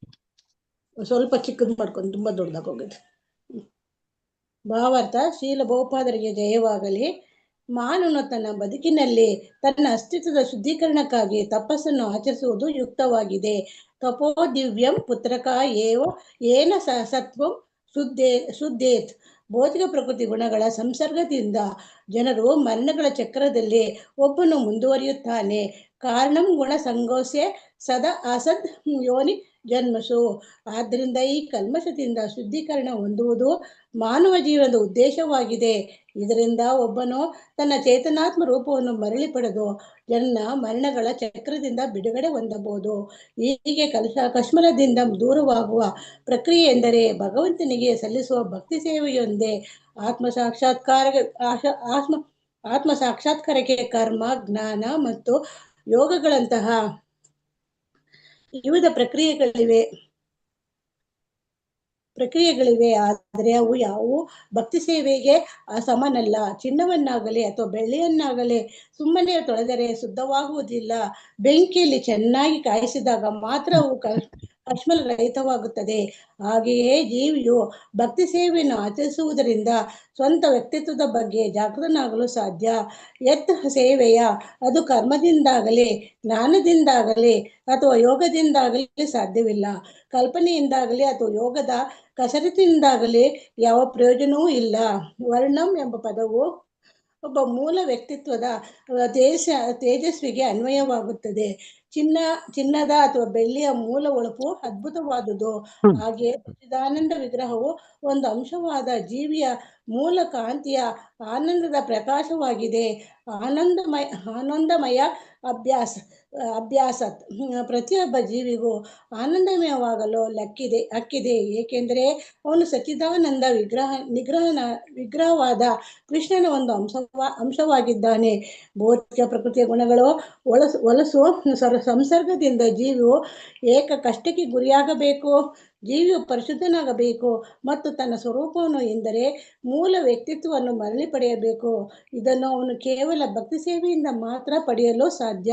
ಆದ್ದರಿಂದ ಉಳಿದೆಲ್ಲ ಗುರುಗಳ ಪರಮ ಗುರುವಾದ ಇಲ್ಲಿ ಗುರು ಎಂದು ವರ್ಣಿತವಾದ ದೇವೋತ್ತಮ ಪರಮಪುರುಷನ ಆದೇಶವನ್ನು ಜೀವಿಯು ಅಳವಡಿಸಿಕೊಳ್ಳಬೇಕು. ಪರಮಪ್ರಭುವನ್ನು ವೈಯಕ್ತಿಕವಾಗಿ ಸಂಪರ್ಕಿಸಬಲ್ಲಷ್ಟು ಅದೃಷ್ಟವಂತರು ನಾವಾಗದೇ ಇರಬಹುದಾದರೂ ಭಗವಂತನ ಪ್ರತಿನಿಧಿಯ ಭಗವಂತನಷ್ಟೇ ಸಮರ್ಥನಾಗಿರುತ್ತಾನೆ. ಏಕೆಂದರೆ ಅಂತಹ ಪ್ರತಿನಿಧಿಯು ದೇವೋತ್ತಮ ಪರಮಪುರುಷನು ಹೇಳಿದ್ದನ್ನೇ ಹೇಳುತ್ತಾನೆಯೇ ಹೊರತು ಅದಕ್ಕೆ ಕಿಂಚಿತು ಊನ ಮಾಡುವುದಿಲ್ಲ. ಆದ್ದರಿಂದ ಶ್ರೀ ಚೈತನ್ಯ ಮಹಾಪ್ರಭುಗಳು ಗುರು ಎಂಬ ಪದದ ನಿರ್ವಚನವನ್ನು ಹೇಳುತ್ತಾರೆ. ಯಾರೇ ತಾರೆ ಕಹ ಕೃಷ್ಣ ಉಪದೇಶ. ಕೃಷ್ಣನು ಹೇಳುವ ತತ್ವಗಳನ್ನು ಯಥಾವತ್ತಾಗಿ ಯಾರು ತನ್ನ ಶಿಷ್ಯರಿಗೆ ಉಪದೇಶಿಸುತ್ತಾರೆಯೋ ಅವರನ್ನೇ ಅಧಿಕೃತವಾಗಿ ಗುರು ಎಂದು ಹೇಳುವುದು ಕೃಷ್ಣನನ್ನು ಗುರು ಎಂದು ಸ್ವೀಕರಿಸುವವರೇ ಅಧಿಕೃತ ಗುರು. ಇದು ಗುರು ಪರಂಪರೆಯ ಪದ್ಧತಿ. ಮೂಲ ಗುರು ಎಂದರೆ ವಾಸುದೇವ, ಏಕೆಂದರೆ ಕೃಷ್ಣನಿಗೆ ಸಂಬಂಧಿಸಿದ ಎಲ್ಲವನ್ನೂ ಹೇಳಿರುವ ಭಗವದ್ಗೀತಾ ಮತ್ತು ಶ್ರೀಮದ್ ಭಾಗವತಗಳನ್ನು ಹೇಳಿದವನು ಅವನೇ. ಆದ್ದರಿಂದಲೇ ಗುರು ಪೂಜೆಯ ವ್ಯಾಸ ಪೂಜೆ ಎಂದು ಪ್ರಖ್ಯಾತವಾಗಿದೆ. ಪ್ರಭುಜಿ, ಅಂತಿಮವಾಗಿ ನೋಡಿದರೆ ಮೂಲ ಗುರು ಎಂದರೆ ಕೃಷ್ಣನೇ. ಅವನ ಶಿಷ್ಯ ನಾರದ ಶಿಷ್ಯ ವ್ಯಾಸ. ಹೀಗೆ ನಾವು ಗುರು ಪರಂಪರೆಯೊಂದಿಗೆ ಕ್ರಮೇಣ ಸಂಪರ್ಕವನ್ನು ಇಟ್ಟುಕೊಳ್ಳುತ್ತೇವೆ. ದೇವೋತ್ತಮ ಪುರುಷನಾದ ಕೃಷ್ಣನು ಅಥವಾ ಅವನ ಅವತಾರಗಳನ್ನು ಅರಿಯಲಾರದವನು ಗುರುವಾಗಲಾರನು. ಗುರುವಿನ ಉದ್ದೇಶವು ದೇವೋತ್ತಮ ಪರಮಪುರುಷನ ಉದ್ದೇಶವೇ ಆಗಿದೆ. ಅದೇನೆಂದರೆ ಕೃಷ್ಣ ಪ್ರಜ್ಞೆಯನ್ನು ಜಗತ್ತಿನಲ್ಲೆಲ್ಲ ಪ್ರಚುರಪಡಿಸುವುದು. ಹರೇ ಕೃಷ್ಣ ಕೃಷ್ಣ ಪ್ರಭುಜಿ, ಮಾತಾಜಿ, ಧನ್ಯವಾದಗಳು ಮಾತಾಜಿ. ಹರೇ ಕೃಷ್ಣ. ಸರಿ ಕೇಳಿಸ್ತಾ ಪ್ರಭುಜಿ? ಹಾ, ಕೇಳಿಸ್ತು ಮಾತಾಜಿ, ಸರಿಯಾಗಿ ಕೇಳಿಸ್ತು. ಹರೇ ಕೃಷ್ಣ. ಹರೇ ಕೃಷ್ಣ ಪ್ರಭು, ಹರೇ ಧನ್ಯವಾದಗಳು. ಕೃಷ್ಣ, ಧನ್ಯವಾದಗಳು. ಸೊ ಈ ಶ್ಲೋಕದಲ್ಲಿ ರಾಜ ಸತ್ಯವ್ರತನು ಮತ್ಸ್ಯದೇವರನ್ನು ಉದ್ದೇಶಿಸಿ ಮಾಡನೆಯ ಪ್ರಾರ್ಥನೆ ಮುಂದುವರಿಸ್ಕೊಂಡು ಹೋಗ್ತಾನೆ. ಇದು ಸೇವೆಯ ಅಂತಿಮ ಫಲಿತಾಂಶ ಮತ್ತು ಭಗವಂತನ ಪರಮೋಚ್ಚ ಸ್ಥಾನವನ್ನು ಇಲ್ಲಿ ಎತ್ತಿ ತೋರಿಸ್ತಾ ಇದ್ದಾನೆ. ಯಾರ ಸೇವೆಯಿಂದ, ಇಲ್ಲಿ ಯತ್ ಸೇವೆಯ ಅಂದ್ರೆ ಯಾರ ಸೇವೆಯಿಂದ, ರುದ್ರರೋದನಂ ಅಂದ್ರೆ ರುದ್ರನ ಅಳುವಿನಂತೆ, ಅಥವಾ ಚಿನ್ನವು ಅಗ್ನಿಯಲ್ಲಿ ಶುದ್ಧವಾಗುವಂತೆ, ಅಗ್ನಿಯಂತೆ. ಇವು ಮನುಷ್ಯನು ಪುಮಾನ್ ಅಂದ್ರೆ ಮನುಷ್ಯನು ತನ್ನ ಮಲಂ ಆತ್ಮನಃ, ತನ್ನ ಆತ್ಮದ ಕಲ್ಮಶವನ್ನು ಸಂಪೂರ್ಣವಾಗಿ ತ್ಯಜಿಸ್ತಾನೆ. ಅಂದ್ರೆ ಸಂಪೂರ್ಣ ಇಲ್ಲಿ ಮಲದ ಆತ್ಮ ಏನು? ಅಜ್ಞಾನ, ತಮಃ, ಆ ತಮೋ ಗುಣವನ್ನು ಸಂಪೂರ್ಣವಾಗಿ ತ್ಯಜಿಸ್ತಾನೆ. ವಿಜಯಾತ್. ಮತ್ತು ಅವನೇನ್ ಮಾಡ್ತಾನೆ? ವರ್ಣಂ ನಿಜಂ, ತನ್ನ ನಿಜವಾದ ಸ್ವರೂಪವನ್ನು, ನಿಜವರ್ಣಂ, ತನ್ನ ನಿಜವಾದ ಬಣ್ಣ ಏನಿದೆ, ಅದು ನಿಜವಾದ ಸ್ವರೂಪವನ್ನು ಅವನು ಒಪ್ಕೊಳ್ತಾನೆ ಮತ್ತು ಭಗವಂತನ ಸೇವೆಗೆ ಸಿದ್ಧನಾಗ್ತಾನೆ. ಸೊ ಭಜೇತ ಅಂತ. ಸೊ ಅವನು ಅವಿನಾಶಿ. ಯಾರು? ಭಗವಂತ ಅವಿನಾಶಿ. ಸೊ ಅವ್ಯಯಂ, ಆ ಪರಮೇಶ್ವರನೇ. ಈಗ ನಮಗೆ ಗುರುವಿಗಿಂತಲೂ ಪರಮ ಗುರು ಭಗವಂತ, ಪರಮೋ ಗುರೋರ್ ಗುರುಹು. ಸೊ ಅದರಿಂದ ಈಗಿರೋ ಪರಿಸ್ಥಿತಿಯಲ್ಲಿ ನಮಗೆ ಭಗವಂತನೇ ನಮಗೆ ಗುರುಗಳಾಗ್ಲಿ ಅಂದ್ಬಿಟ್ಟು ರಾಜ ಸತ್ಯವತನ ಹೇಳ್ತಾ ಇದ್ದಾರೆ. ಈ ಶ್ಲೋಕದಲ್ಲಿ ಭಗವಂತನ ಸೇವೆ ಹೇಗೆ ಸಂಪೂರ್ಣ ಶುದ್ಧೀಕರಣ ಆಗುತ್ತೆ, ನಮ್ಮ ಆತ್ಮದ ಒಂದು ಬದ್ಧಾತ್ಮರ ಒಂದು ಆತ್ಮ ಹೇಗೆ ಶುದ್ಧೀಕರಣ ಆಗುತ್ತೆ ಮತ್ತು ವಿಮೋಚನೆ ಹೇಗೆ ದಾರಿ ಮಾಡಿಕೊಳ್ಳುತ್ತೆ ಎಂಬುದನ್ನು ಒಂದು ಒಳ್ಳೆಯ ಒಂದು ಉದಾಹರಣೆಗಳ ಮೂಲಕವಾಗಿ ಕೊಡಲಾಗಿದೆ. ಇಲ್ಲಿ ಅಗ್ನಿಯನ್ನು ಉದಾಹರಣೆಗೆ ತಗೊಳ್ಳಲಾಗಿದೆ. ಅಗ್ನಿ ಏನ್ ಮಾಡುತ್ತೆ? ಭಗವಂತನ ಸೇವೆಯನ್ನು ಅಗ್ನಿಗೆ ಹೋಲಿಸಲಾಗಿದೆ. ಇಲ್ಲಿ ಹೇಗೆ ಅಗ್ನಿ ಲೋಹವನ್ನು ಶುದ್ಧೀಕರಿಸುತ್ತೆ, ಅದು ಚಿನ್ನ ಇರ್ಬೋದು, ಬೆಳ್ಳಿ ಇರ್ಬೋದು, ಅಥವಾ ಇನ್ಯಾವುದೇ ಲೋಹ ಇರ್ಬೋದು, ಅದು ಬೆಂಕಿಯಲ್ಲಿ ನಾವು ಚೆನ್ನಾಗಿ ಕಾಯಿಸಿದಾಗ ಅದೇನಾಗುತ್ತೆ? ಅದು ಆ ಲೋಹವನ್ನು ಶುದ್ಧೀಕರಿಸುತ್ತೆ. ಸೊ ಆ ಲೋಹವನ್ನು ಶುದ್ಧೀಕರಿಸಿದಾಗ ಅದೇ ರೀತಿ ನಮ್ಮ ಒಂದು ಹೃದಯ ಏನಿದೆ ಒಂಥರ ಲೋಹದ ತರ ಆಗ್ಬಿಟ್ಟಿದೆ. ಅದನ್ನು ನಾವು ಭಗವಂತನ ಸೇವೆ ಎಂಬ ಒಂದು ಅಗ್ನಿಯ ಮೂಲಕವಾಗಿ ಅದನ್ನು ಶುದ್ಧೀಕರಿಸಬೇಕು. ಇಲ್ಲಿ ರುದ್ರರೋಧಂ ಅಂದ್ರೆ ಐಚ್ಛಿಕ ವಿವರಣೆ. ಇಲ್ಲಿ ರುದ್ರರೋಧಂ ಅನ್ನೋ ಪದಕ್ಕೆ ಕೆಲವಾರು ವ್ಯಾಖ್ಯಾನಗಳಿವೆ. ಒಂದು ವ್ಯಾಖ್ಯಾನದ ಪ್ರಕಾರ ಇದು ಶಿವನ ಅಳುವಿನಂತೆ, ಅಂದ್ರೆ ಮಾಯೆಯ ಕಷ್ಟದಿಂದ ಅಳುತ್ತಿರುವ ಜೀವಿಯಂತೆ. ಸೊ ಅದನ್ನ ಒಂದು ವ್ಯಾಖ್ಯಾನ ಮಾಡ್ತಾರೆ. ಇನ್ನೊಂದು ಅಥವಾ ಕಲ್ಮಶದಿಂದ ಕೂಡಿರುವ ಪರಿಸ್ಥಿತಿ. ಇದೊಂದು ಈ ಕಲ್ಮಶದಿಂದ ಕೂಡಿರುವ ಪರಿಸ್ಥಿತಿ ಶಿವನ ಶಿವ ಕೂಡ ತೊಂದರೆ ಪಡ್ತಾರಂತೆ. ನಾವು ಪಡ್ತಾ ಇರುವ ಕಷ್ಟಗಳು ನೋಡಿ ಶಿವ ಮಹಾ ವೈಷ್ಣವ, ಅವನಿಗೆ ತುಂಬಾ ಬೇಸರ ಆಗುತ್ತೆ ನಾವು ಪಡ್ತಾ ಇರೋ ಕಷ್ಟ. ಸೊ ಅವನು ಕೂಡ ಒಂದು ಕಣ್ಣಲ್ಲಿ ನೀರು ಬರುತ್ತಂತೆ, ನಾವು ಅಷ್ಟು ಕಷ್ಟ ಪಡ್ತಾ ಇದೀವಿ ಈ ಕಲ್ಮಶದಿಂದ ಅಂದ್ಬಿಟ್ಟು. ಸೊ ಇನ್ನೊಂದು ವ್ಯಾಖ್ಯಾನದಲ್ಲಿ ಪ್ರಕಾರ ಇದು ಚಿನ್ನದ ಶುದ್ಧೀಕರಣದ ಪ್ರಕ್ರಿಯೆ ಭಾಗ. ಸಾಮಾನ್ಯವಾಗಿ ಇದು ಭೌತಿಕ ಮಾಲಿನ್ಯದ ತೀವ್ರತೆಯನ್ನ ಅದರ ಬಗ್ಗೆ ಇಲ್ಲಿ ತೋರಿಸ್ತಾ ಇದ್ದಾರೆ. ಇಲ್ಲಿ ಕಲ್ಮಶ ಮತ್ತು ಅಜ್ಞಾನದ ನಿವಾರಣೆ ಎರಡು ವಿಷಯಗಳ ಬಗ್ಗೆ ಮಾತಾಡಲಾಗಿದೆ. ಇಲ್ಲಿ ಕಲ್ಮಶ ಅಂದ್ರೆ ಮನುಷ್ಯನ ಇದು ಏನಿದೆ, ನಾವು ಹಿಂದಿನ ಶ್ಲೋಕದಲ್ಲಿ ನೋಡಿದ್ವಿ. ಮನುಷ್ಯನ ಕಲ್ಮಶ ಏನು ಅಂದ್ರೆ ನಾವೇ ದೇಹ ಎನ್ನುವ ಅಹಂಕಾರಿ ಭಾವ. ಸೊ ಅದು ಆತ್ಮದ ಕಲ್ಮಶ. ಮತ್ತು ತಮಸ್ ಮತ್ತು ಅಜ್ಞಾನ ಮತ್ತು ಅಂಧಕಾರದಲ್ಲಿ ಇದೀವಿ ನಾವು. ಇದನ್ನು ಯಾವಾಗ ಭಗವಂತರ ಒಂದು ಸೇವೆಯಲ್ಲಿ ತೊಡಗ್ತೀವಿ, ಅದು ಸಂಪೂರ್ಣವಾಗಿ ತ್ಯಜಿಸ್ಕೊಂಡು ಹೋಗುತ್ತೆ. ಸೊ ಅನಂತರ ಏನಾಗುತ್ತೆ? ನಿಜ ಸ್ವರೂಪದ ಪುನಃಸ್ಥಾಪನೆ ಆಗುತ್ತೆ. ನಿಜ ಸ್ವರೂಪ ಏನಮ್ದು? ಭಜೇತ ವರ್ಣಂ, ನಿಜ ವರ್ಣಂ ಅಂದ್ರೆ ಭಜೇತ ನಿಜಂ ವರ್ಣಂ ಅಂದ್ರೆ ಜೀವಿಯು ತನ್ನ ನಿಜವಾದ ವರ್ಣ ಅಂದ್ರೆ ಸ್ವರೂಪ, ನಮ್ಮ ಸ್ಥಾನ, ನಮ್ಮ ಕರ್ತವ್ಯ ಏನು, ಮತ್ತು ಅದು ನಮಗೆ ತಿಳ್ಕೊಳ್ಳುತ್ತೆ, ನಾವು ತಿಳಿಯಲ್ಪಡುತ್ತೆ ನಮ್ಗೆ. ಅವಾಗ ಏನ್ ಮಾಡ್ತೇವೆ ನಾವು? ಭಜೇತ್ ಅಂದ್ರೆ ಭಗವಂತನಿಗೆ ನಾವು ಒಪ್ಪಿಸಿಕೊಳ್ತೇವೆ ನಮ್ಮನ್ನು. ಇಲ್ಲಿ ಜೀವಾತ್ಮನ ಶಾಶ್ವತ ಧರ್ಮವಾದ ಭಗವಂತನ ಸೇವಿನಃ ಭೌತಿಕ ಜಾತಿ ವ್ಯವಸ್ಥೆ ಇಲ್ಲ. ಇಲ್ಲಿ ವರ್ಣ ಅಂದ್ರೆ ಭೌತಿಕ ಜಾತಿ ವ್ಯವಸ್ಥೆ ಅಲ್ಲ, ನಮ್ಮ ಸ್ವರೂಪದ ಬಗ್ಗೆ ಹೇಳ್ತಾ ಇದ್ದಾರೆ ಇಲ್ಲಿ. ಮತ್ತೆ ನಂತರ ಹೇಳ್ತಾರೆ ಸೋ ಅವ್ಯಯಂ ಅಂದ್ರೆ ಈ ನನ್ನ ನಿಜವಾದ ಸ್ವರೂಪವನ್ನು ಪಡೆದ ಜೀವಿ ಏನ್ ಮಾಡ್ತಾನೆ? ಅವಿನಾಶಿ ಆಗ್ತಾನೆ. ಜೀವಿ ಕೂಡ ಅವ್ಯಯ ಆಗ್ತಾನೆ. ಜೀವಿ ಯಾಕಂದ್ರೆ ಜೀವಿ ಕೂಡ ಸಚ್ಚಿದಾನಂದ ಸ್ವರೂಪದ ಅಂಶನೇ ತಾನೆ. ಸೊ ಅದರಿಂದ ಯಾವಾಗ ನಾವು ಸ್ವಚ್ಛವಾಗ್ತೇವೆ, ನಮ್ಮ ಕಲ್ಮಶಗಳಿಂದ ಸ್ವಚ್ಛವಾಗ್ತೇವೆ, ಆವಾಗ ನಾವು ಕೂಡ ಅವಿನಾಶಿ ಆಗ್ತೇವೆ. ಏಕೆಂದ್ರೆ ಅವನು ಭೌತಿಕ ಬಂಧನದಿಂದ ಮುಕ್ತನಾಗಿರ್ತಾನೆ ಮತ್ತು ಶಾಶ್ವತ ಲೋಕದಲ್ಲಿ ನೆಲೆಸ್ತಾನೆ. ಸೊ ಇಲ್ಲಿ ಗುರು ಎನ್ನುವ ಒಂದು ಶಬ್ದ ಏನಿದೆ ಇಲ್ಲಿ, ಸ ಈಶಃ ಪರಮ ಗುರುಹು ಅಂದ್ರೆ ರಾಜ ಸತ್ಯವ್ರತ ಏನ್ ಹೇಳ್ತಾ ಇದ್ದಾನೆ, ತನ್ನ ಪ್ರಾರ್ಥನೆಯನ್ನು ಅಂತಿಮ ನಿರ್ಣಯದೊಂದಿಗೆ ಹೇಳ್ತಾ ಇದ್ದಾನೆ. ಈ ಭಗವಂತನೇ ನೀನ ಎಲ್ಲ ಗುರುಗಳಿಗಿಂತ ಪರಮ ಗುರು, ಆದ್ರಿಂದ ಈಗ ನೀನು ನನಗೆ ಗುರು ಆಗು ಅಂತ ಹೇಳ್ತಾ ಇದ್ದಾನೆ. ಇಲ್ಲಿ ಮತ್ಸ್ಯದೇವರ ರೂಪದಲ್ಲಿ ಬಂದಿರುವ ಪುರುಷೋತ್ತಮನು ದೇವೋತ್ತಮ ಪರಮ ಪುರುಷನ ದೇವನನ್ನು ಸಂಬೋಧಿಸುತ್ತಾ ಈ ಸತ್ಯವ್ರತ ಮಹಾರಾಜನು ಪರಮಾತ್ಮನ ಜ್ಞಾನವನ್ನು ನೀಡುವ ಎಲ್ಲಾ ಶಿಕ್ಷಕರಿಗೆ ಮೂಲ ಶಿಕ್ಷಕನಾಗಿದ್ದಾನೆ ಮತ್ತು ಅಂತಹ ಭಗವಂತನ ಸೇವೆ ಮಾಡುವುದರಿಂದಲೇ ನಾವು ಈ ಬಂಧನದಿಂದ ಸಂಪೂರ್ಣವಾಗಿ ಶುದ್ಧೀಕರಿಸಿ ಶಾಶ್ವತ ಮತ್ತು ಅವಿನಾಶಿ ಸ್ಥಾನಕ್ಕೆ ಹೋಗ್ಲಿಕ್ಕೆ ಸಾಧ್ಯ ಅಂತ ಹೇಳ್ತಾ ಇದ್ದಾರೆ. ಸೊ ಇದು ಮತ್ತು ಶೀಲ ಪ್ರಭುಪಾದರ ಇಲ್ಲಿ ತಾತ್ಪರ್ಯ ಒಂದು ಭಾವಾರ್ಥ ನೋಡೋದಾದ್ರೆ, ಶೀಲ ಪ್ರಭುಪಾದರು ಭಕ್ತಿ ಸೇವೆ ಶ್ರೇಷ್ಠತೆ ಮತ್ತು ಗುರು ಪರಂಪರೆಯ ಮಹತ್ವವನ್ನು ಇಲ್ಲಿ ಎತ್ತಿ ತೋರಿಸ್ತಾ ಇದ್ದಾರೆ. ಇಲ್ಲಿ ಮೊದಲನೇದಾಗಿ ಮಾನವ ಜೀವನದ ಉದ್ದೇಶ ಏನು? ತಪಸ್ಸು ಮಾಡಬೇಕು. ತಪಸ್ಸು ಅಂದ್ರೆ ಶುದ್ಧೀಕರಣ ಮಾಡಬೇಕು, ಯಜ್ಞ ಮಾಡಬೇಕು. ಸೊ ಪವಿತ್ರವಾದ ಜೀವನವನ್ನು ಮಾಡಬೇಕು. ಪವಿತ್ರವಾದ ಜೀವನವನ್ನು ಮಾಡ್ಬೇಕಂದ್ರೆ ಆ ಅಸ್ತಿತ್ವವನ್ನು ಶುದ್ಧೀಕರಿಸಕ್ಕೆ ತಪೋ ದಿವ್ಯಂ ಪುತ್ರಕಾಯೇನ ಸತ್ವಂ ಶುದ್ಧೀತ್ ಅಂತ ಹೇಳ್ತಾರೆ. ಸೊ ಅಂದ್ರೆ ಸತ್ವವನ್ನು ಶುದ್ಧೀಕರಿಸುವ ದಿವ್ಯವಾದ ತಪಸ್ಸನ್ನು ನಾವು ಆಚರಿಸಬೇಕು. ನಂತರ ಇನ್ನೊಂದು ಅಂದ್ರೆ ಸಂಸಾರದ ಕಾರಣ. ಈ ಭೌತಿಕ ಗುಣಗಳಿಂದ ಸಂಸಾರದಲ್ಲಿ ಸತ್ವ ರಜಸ್ ತಮಸ್ ಸಂಪರ್ಕದಿಂದ ಏನಾಗಿದೆ? ಕಾರಣಂ ಗುಣ ಸಂಗೋಸ್ಯ ಸದ್ ಅಸದ್ ಯೋನಿ ಜನ್ಮಸು ಅಂದ್ರೆ ಜೀವಿಗಳು ನಿರಂತರವಾಗಿ ಜನ್ಮ ಮೃತ್ಯು ಚಕ್ರದಲ್ಲಿ ಸುತ್ತಾ ಇದ್ದಾರೆ. ಸೊ ಗುರಿ ಏನಾಗ್ಬೇಕು ನಮ್ದು? ಈ ಮಾನವ ಜೀವನದ ಗುರಿ ಅಂದ್ರೆ ಈ ಕಲ್ಮಶದಿಂದ ಶುದ್ಧೀಕರಿಸಿಕೊಂಡು ನಾವು ಆತ್ಮದ ಮೂಲ ಸ್ವರೂಪವನ್ನು ಮರಳಿ ತಿಳ್ಕೋಬೇಕು ನಾವು. ಸೊ ಇದು ಮೊದಲನೆಯದಾಗಿ ಮಾನವ ಜೀವನದ ಉದ್ದೇಶ, ಶುದ್ಧೀಕರಣ ಮಾಡುವುದು. ಸೊ ಎರಡನೇ ಉದ್ದೇಶ ಏನು? ಭಕ್ತಿಯ ಶ್ರೇಷ್ಠತೆ.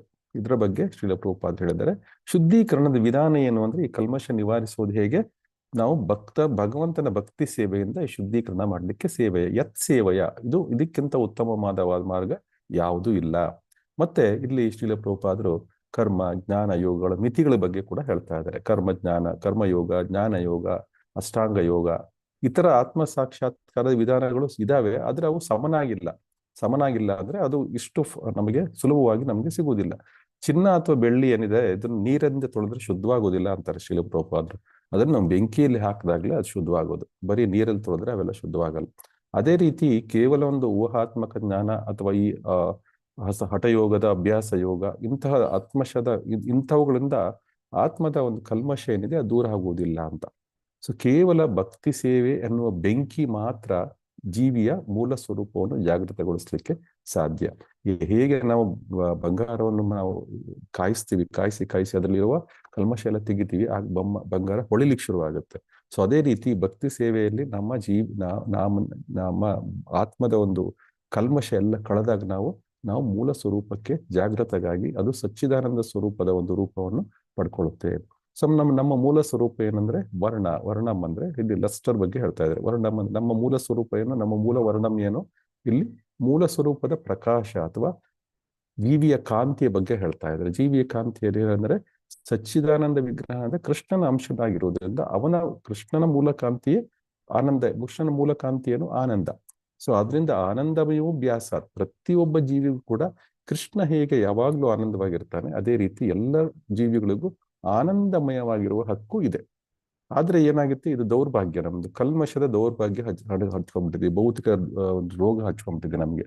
ಈ ಭೌತಿಕ ಗುಣಗಳ ಕೊಳಕು ಸಂಪರ್ಕದಿಂದ ಏನಾಗ್ತಾ ಇದೆ? ನಾವು ಆನಂದಮಯವಾಗಿರಬೇಕಾಗಿರೋ ನಾವು ಜೀವಿಗಳು ನಾವು ದುಃಖಕ್ಕೆ ಈಡಾಗ್ತಾ ಇದ್ದೀವಿ. ಸೊ ಕೇವಲ ಭಕ್ತಿ ಸೇವೆಯಿಂದ ಮಾತ್ರ ಈ ಸ್ವರೂಪ ಮೂಲ ಗುರುತು ಪುನಃಸ್ಥಾಪನೆ ಆಗ್ಲಿಕ್ಕೆ ಸಾಧ್ಯ. ನಂತರ ಇಲ್ಲಿ ಗುರುಹು ಮತ್ತು ಗುರು ಪರಂಪರೆಯ ಬಗ್ಗೆ ಕೊನೆಯಲ್ಲಿ ಹೇಳ್ತಾರೆ ಶ್ರೀಲ ಪ್ರಭುಪಾದರು. ಇಲ್ಲಿ ಪರಮಗುರು ಯಾರು? ಕೃಷ್ಣ. ಇಲ್ಲಿ ಗುರೋರ್ ಗುರು ಅಂದ್ರೆ ಕೃಷ್ಣ. ಎಲ್ಲ ಆಧ್ಯಾತ್ಮಿಕ ಗುರುಗಳಿಗೂ ಪರಮ ಗುರು ಭಗವಂತ. ಸೊ ಭಗವಂತನ ಪ್ರತಿನಿಧಿಯಾದ ಗುರು ಕೂಡ ಭಗವಂತನಷ್ಟೇ ಶ್ರೇಷ್ಠರು. ಸೊ ಏಕೆಂದ್ರೆ ಅವನು ಈ ಭಗವಂತನ ಪ್ರತಿನಿಧಿಯಾದ ಗುರುಗಳು ಏನ್ ಮಾಡ್ತಾರೆ, ಭಗವಂತ ಏನ್ ಹೇಳಿದ್ದಾನೆ ಅದನ್ನ ಮಾತ್ರ ಹೇಳ್ತಾರೆ, ತಮ್ಮದೇ ಸ್ಟೋರಿಗಳು ಹೇಳೋದಿಲ್ಲ, ತಮ್ಮದೇ ಕಥೆಗಳು ಹುಟ್ಟಿಸ್ಕೊಂಡು ಹೇಳೋದಿಲ್ಲ. ಇಲ್ಲಿ ಸದ್ಗುರು ಏನ್ ಮಾಡ್ತಾನೆ, ಸದ್ಗುರು ಚೈತನ್ಯ ಮಹಾಪ್ರಭುಗಳು ಯಾರೇ ದೇಕೆ ತಾರೇ ಕಹ ಕೃಷ್ಣ ಉಪದೇಶ ಅಂತ ಹೇಳ್ತಾರೆ. ಸದ್ಗುರು ಅಂದ್ರೆ ಏನು, ಯಾರೇ ದೇಕ ಅಂದ್ರೆ ಯಾರು ಕೃಷ್ಣನು ಹೇಳಿದ ತತ್ವಗಳನ್ನೇ ತನ್ನ ಶಿಷ್ಯರಿಗೆ ಸರಿಯಾಗಿ ಕೊಡ್ತಾನೋ, ಕೃಷ್ಣ ತಾರೇ ದೇಕೆ ಕೃಷ್ಣ ಉಪದೇಶ, ಕೃಷ್ಣ ಏನು ಉಪದೇಶ ಮಾಡಿದ್ದಾನೆ ಅದನ್ನೇ ಅವರು ಕೂಡ ತಮ್ಮ ಶಿಷ್ಯರಿಗೆ ಹೇಳ್ತಾರೆ. ಸೊ ಅದು ಅವರು ಸದ್ಗುರುಗಳು ಅಂತ ಚೈತನ್ಯ ಮಹಾಪ್ರಭುಗಳು ವ್ಯಾಖ್ಯಾನ ಮಾಡ್ತಾರೆ. ಸೊ ನಾವಿಲ್ಲಿ ಕೊನೆಗೆ ಶ್ರೀಲ ಪ್ರಭುಪಾದರು ವ್ಯಾಸ ಪೂಜೆಯ ಬಗ್ಗೆ ಕೂಡ ಹೇಳಿದ್ದಾರೆ. ಇಲ್ಲಿ ಮೂಲ ಗುರು ಕೃಷ್ಣ, ಅವರ ಶಿಷ್ಯ ನಾರದ ಮಹರ್ಷಿಗಳು, ಅವರ ಶಿಷ್ಯರು ವ್ಯಾಸದೇವರು. ಸೊ ಇದ್ರ ವ್ಯಾಸದೇವರಿಂದಲೇ ನಮಗೆ ಭಗವದ್ಗೀತೆ, ಶ್ರೀಮದ್ ಭಾಗವತ ಇವೆಲ್ಲ ಗ್ರಂಥಗಳು ಸಿಕ್ಕಿರುವುದು ಅವರ ಮೂಲಕವಾಗಿ.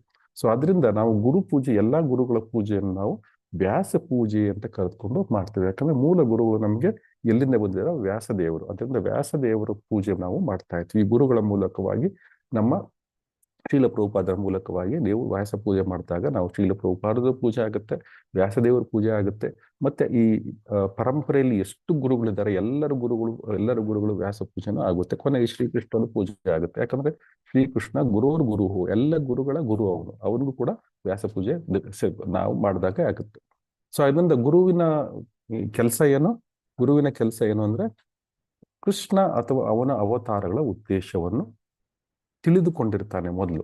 ಅವನು ಗುರುಗಳು ಮೊದಲು ತಿಳ್ಕೊಂಡಿರ್ತಾರೆ ಗುರು ಶ್ರೀಕೃಷ್ಣ ಯಾರು, ಅವನ ಅವತಾರಗಳ ಉದ್ದೇಶ ಏನು ಅಂದ್ಬಿಟ್ಟು. ಅಂತಹ ಗುರುಗಳು ಏನ್ ಮಾಡ್ತಾರೆ, ಕೇವಲ ಕೃಷ್ಣ ಪ್ರಜ್ಞೆಯನ್ನು ಮಾತ್ರ ಜಗತ್ತಿನಾದ್ಯಂತ ಹರಡ್ತಾರೆ. ಸೊ ಇದು ದೇವೋತ್ತಮ ಪರಮ ಪುರುಷನ ಒಂದು ಇಚ್ಛೆ. ದೇವೋತ್ತಮ ಪರಮ ಪುರುಷನ ಇಚ್ಛೆಯನ್ನು ಮಾತ್ರ ಅವರು ಕೈಗೂಡಿಸ್ಕೊಂಡು ಹೋಗ್ತಾರೆ, ಮುಂದುವರ್ಸ್ಕೊಂಡು ಹೋಗ್ತಾರೆ.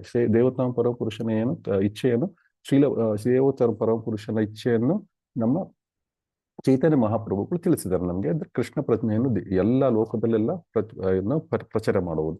ಸೊ ಅದನ್ನು ಯಾರು ಮಾಡ್ತಾರೆ ಅದೇ ಅವರು ನಮ್ಮ ಗುರುಗಳಾಗ್ಬೇಕು. ನಾವು ಅಂತಹವನ್ನು ನಾವು ಗುರುಗಳಾಗಿ ಸ್ವೀಕರಿಸಬೇಕು.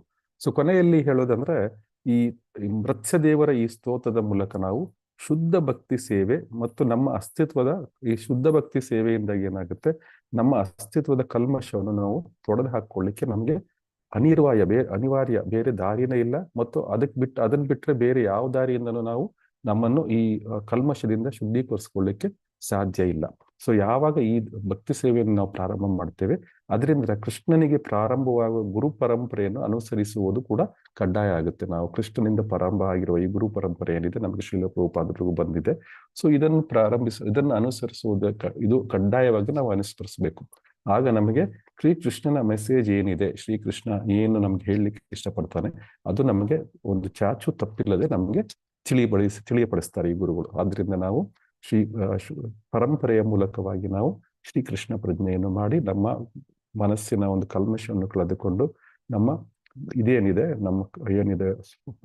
ನಮ್ಮ ವರ್ಣ ಏನಿದೆ, ನಮ್ಮ ನಿಜವಾದ ಸ್ವರೂಪ ಏನಿದೆ ಅದನ್ನು ತಿಳ್ಕೊಂಡು ನಾವು ಶ್ರೀಲ ಪ್ರಭುಪಾದರ ಒಂದು ಮೂಲಕವಾಗಿ ನಾವು ಗೋಲೋಕ ವೃಂದಾವನಕ್ಕೆ ಹಿಂದಿರುವ ಒಂದು ದಾರಿಯ ಬಗ್ಗೆ ಈ ಶ್ಲೋಕದಲ್ಲಿ ಹೇಳಲಾಗಿದೆ. ಬೇರೆ ಯಾರಿಗಾರು ಏನಾದ್ರು ಹೇಳಲಿಕ್ಕಿದೆಯಾ?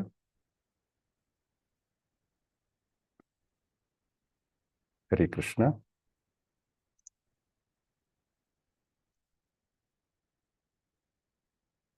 ಯಾರಿಗೂ ಏನು ಕೇಳಲಿಕ್ಕಿಲ್ಲ ಅಂದ್ರೆ ಇವತ್ತಿನ ತರಗತಿಯನ್ನು ಇಲ್ಲಿಗೆ ನಿಲ್ಲಿಸೋಣ.